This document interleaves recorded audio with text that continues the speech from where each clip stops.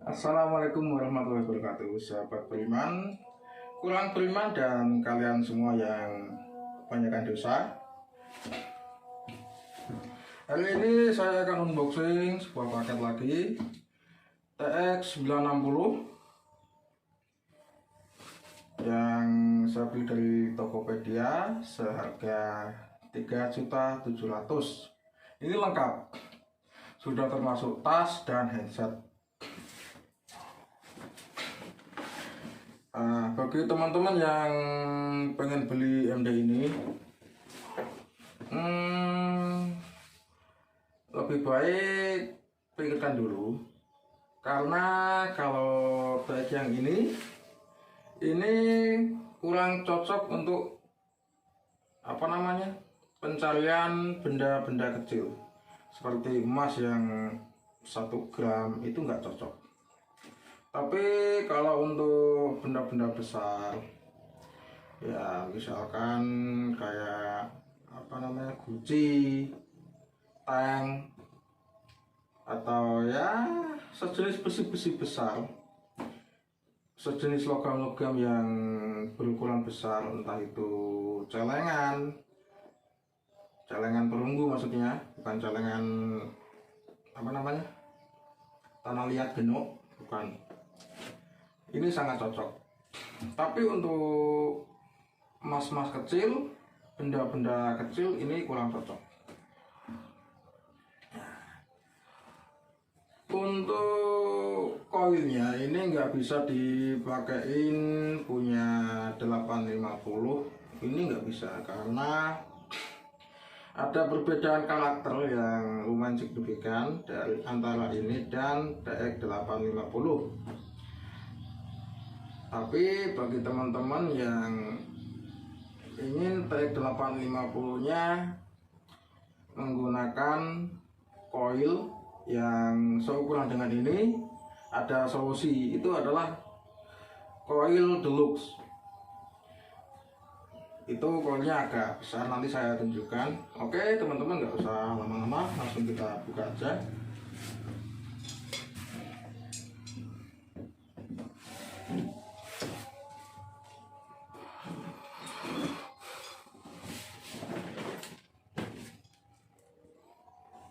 Ini baru datang hari ini dan baru saja saya buka.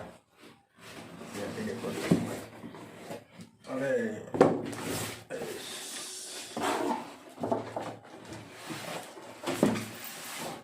Oke, kita dapat manual book, tas metal detektor, headset khusus metal detektor. Jadi teman-teman, ada perbedaan antara headset biasa dengan headset khusus metal detektor. Ini dipasangin headset biasa bisa, tapi ada sedikit pengaruh. Ini kalau kita pakai headset khusus seperti ini kalau sepengalaman saya ya, suara-suara kecil ini ketahuan kalau pakai ini. Suara-suara kecil, samar, kurang jelas, kalau pakai ini ketahuan. Dan plusnya kalau kita pakai headset, itu baterai yang biasanya cuma kuat sehari, setengah hari. Misalkan baterai cuma kuat setengah hari ya, teman-teman pakai baterai yang jelek. Kalau kita pakai headset, itu bisa 1 hari full, bahkan bisa lebih. Kalau biasanya baterainya kuat sehari 2 hari, kalau pakai headset bisa 3 harian. Tapi kembali lagi kepada teman-teman, kadang kan kalau kita pakai headset seperti ini, kuping kita terasa panas. Nah, tinggal teman-teman aja itu betapa enggak pakai headset seperti ini.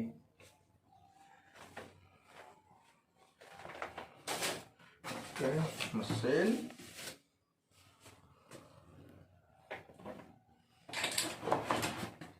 Jangan, kita taruh sini saja.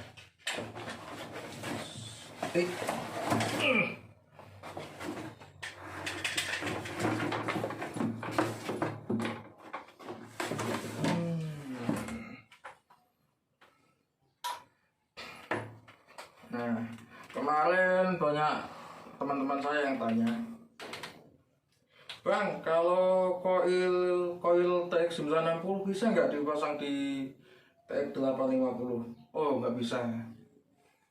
Karena ada perbedaan jalur kabel antara TX 960 dengan 850. Bisanya sih bisa, cuma dari sini kita rubah jalur dulu. Jalurnya kita rubah. Nah, tapi buat teman-teman yang nggak pengen ribet, bisa pakai koil deluxe. Koil. Nah,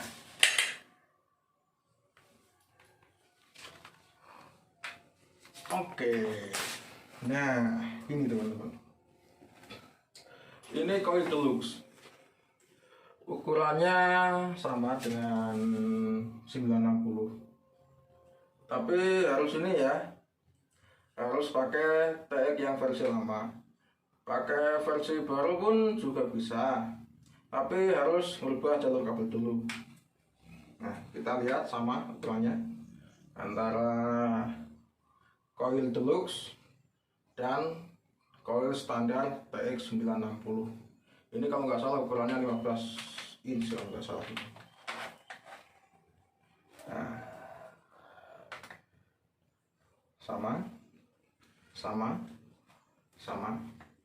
sama-sama 15 inch. Jadi gitu teman-teman solusinya. Jika ingin memperdalam, gunakan koil deluxe untuk yang TX 850, karena koil ini tidak bisa dipakai di kadebal di TX 850. Nah.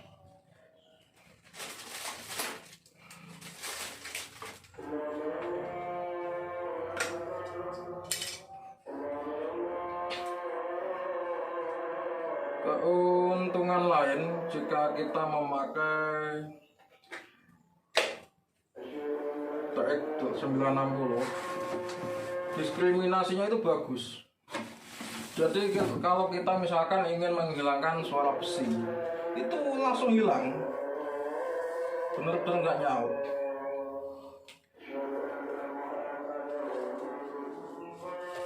Terus kita ingin menghilangkan suara genjreng, hembus rokok, itu juga sangat mudah. Kalau kita sudah dis, dia akan kesulitan untuk detect. Misalkan kita ngedis foil ya, dia susah detect foil. Mungkin dia detect tapi nggak ditampilkan di layar, dia nggak ada suara. Oke. Ini agak kotor. Mungkin ini stok lama ini ya.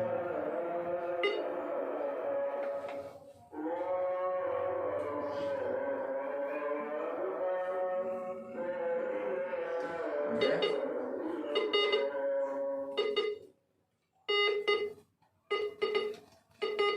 Kita kencangkan dulu. Nah. Oke, udah tenang. Oh iya, saya lupa. Jadi teman-teman kalau pakai TX 960 ya jangan kaget.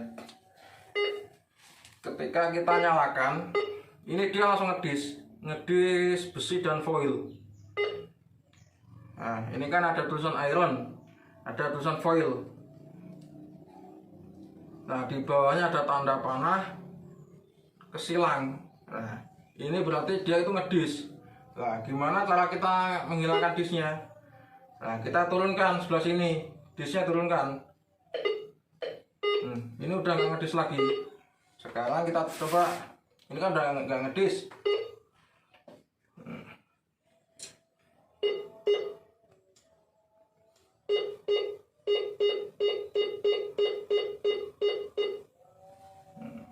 Oke, udah nggak ngedis lagi.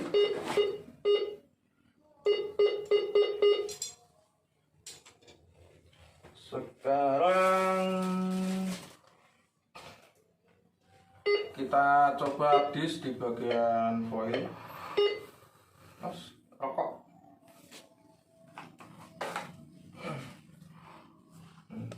Ini udah nggak nyaut. Sekarang kita coba matikan dis foilnya.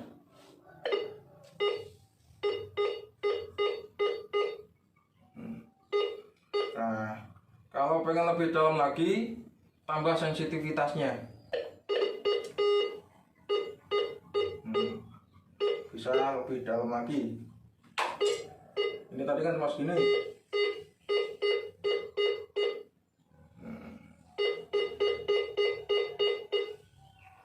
Nah, kira-kira seperti itu. Untuk settingan lengkapnya akan saya bikin di video saya selanjutnya. Nah, gini lagi teman-teman, ada rumor kalau ini banyak sinyal palsunya.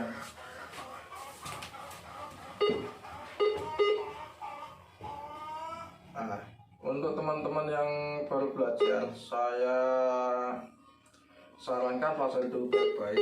Jadi kalau ketemu target, tekan pin pointer sebelah tengah. Ini pin point, fungsinya untuk ngepin. Jadi untuk memastikan targetnya itu berada di sebelah mana. Ini kata tekan. Nah.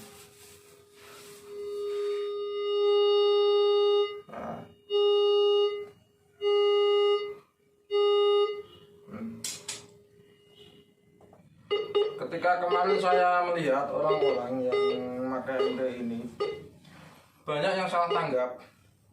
Dengan coil sebesar ini, kemungkinan salah titik gali itu sangat besar.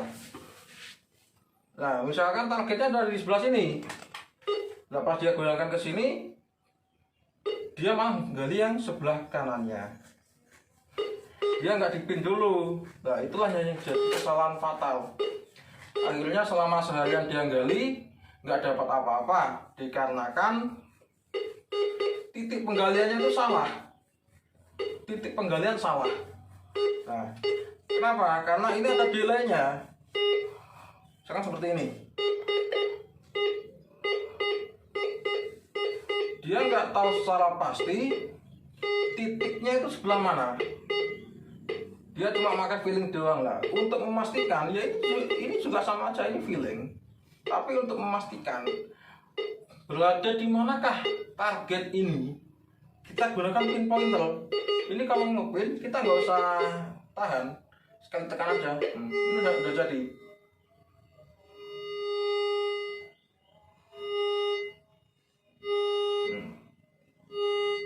Kita ambil suara yang paling besar. Nah, suara yang paling besar, angka di sini yang paling kecil. Jadi ketika panah ini sudah mendekati 0, ini berarti target sudah semakin dekat dengan koil.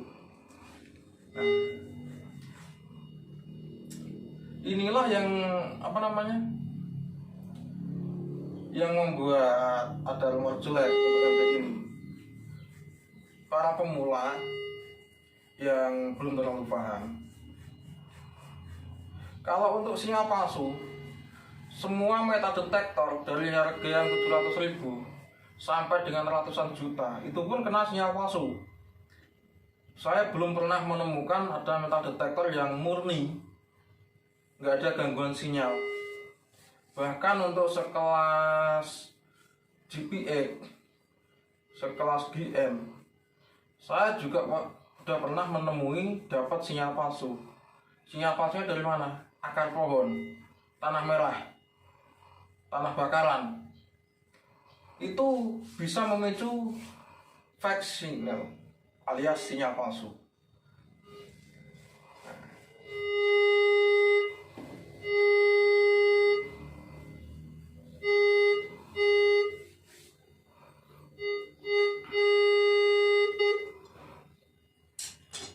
Tapi baru belajar sehari, 2 hari, 3 hari langsung rata-rata ya kalau yang banyak saya temui.